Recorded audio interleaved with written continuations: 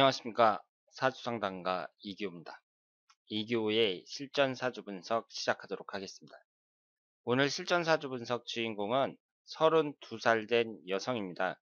기혼 여성이고요. 이분의 지인이 신청을 해주셨는데 어떤 내용인지 소개글을 읽어보도록 하겠습니다. 그리고 오늘 소개해드릴 오늘의 명언은 영국 수상인 윈스턴 처칠이 하신 말씀입니다. 비관론자는 모든 기회에서 어려움을 찾아내고 낙관론자는 모든 어려움에서 기회를 찾아낸다. 이런 명언을 남기셨습니다. 자, 그러면 오늘 이교의 실전 사주 분석 시작하도록 하겠습니다.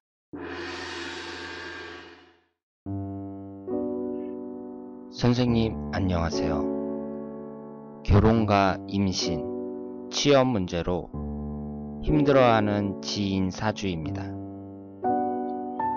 20대에 사기업 다니다가 퇴사하고 공공기관 쪽 이직 공부 시작했습니다. 관련 자격증 따고 공기업 인턴 생활도 했습니다. 공기업 정규직에 낙방하고 결혼했는데 결혼 생활도 무척 힘들어 하더라고요. 30대 신혼 초기에 유산까지 해서 더 힘들어 했습니다. 지금은 남편하고 다행히 사이가 좋아져서 회복했는데 아기가 잘 안 생긴다고 합니다. 학원에서 영어 선생님 하고 있고 공공기관 취직 계속 도전하는데 잘 안 된다고 하네요. 이 지인분 임신이랑 취직은 궁금합니다.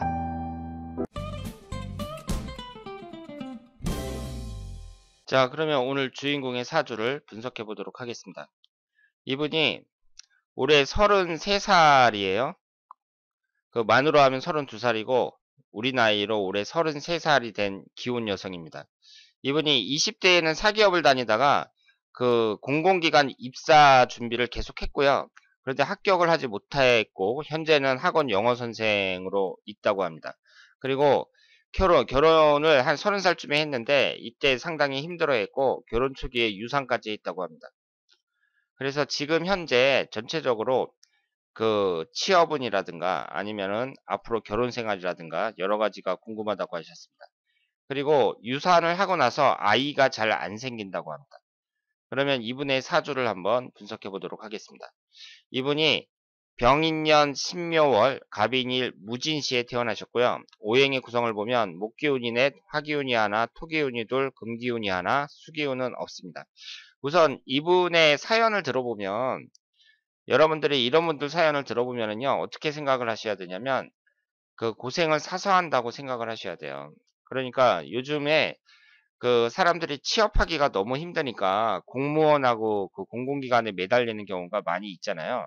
전체 그 취업하려고 하는 그 청년들 중에 10명 중에 3명인가 4명이 공무원 준비한다 하는 나라다. 이렇게 이제 그 알고 있는데 지금 공무원이나 그 공사 준비를 하는 사람들이 너무 많단 말이에요. 그런데 이분처럼 이렇게 20대 사기업 다니다가 이제 계속 준비를 했잖아요.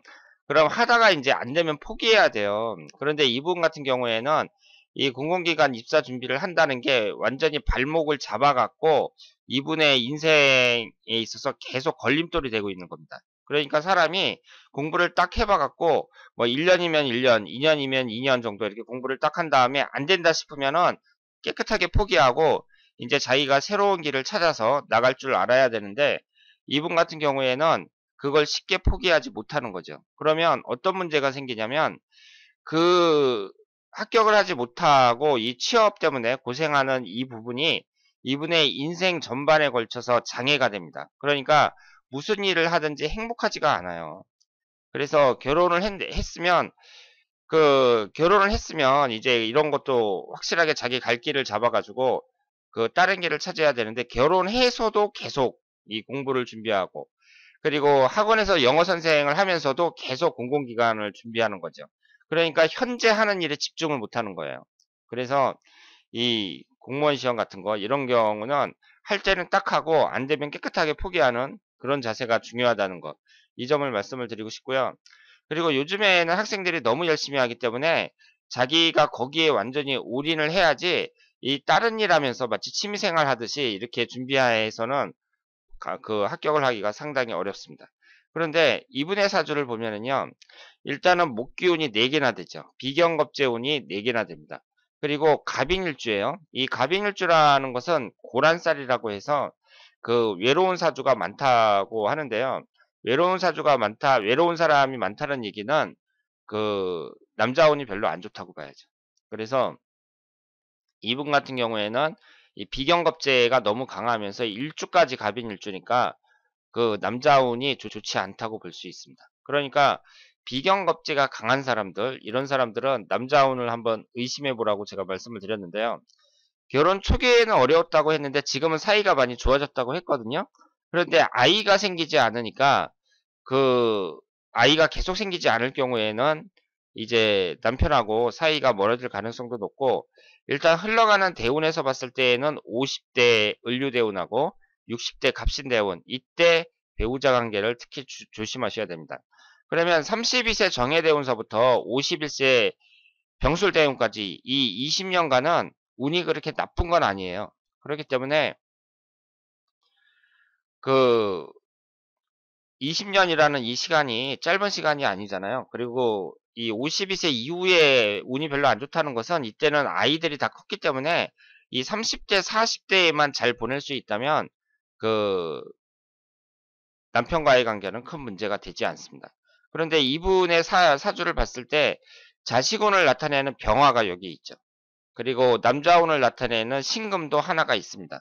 그러니까 충분히 아이를 낳을 수 있는 그런 사주라고 볼 수 있고요.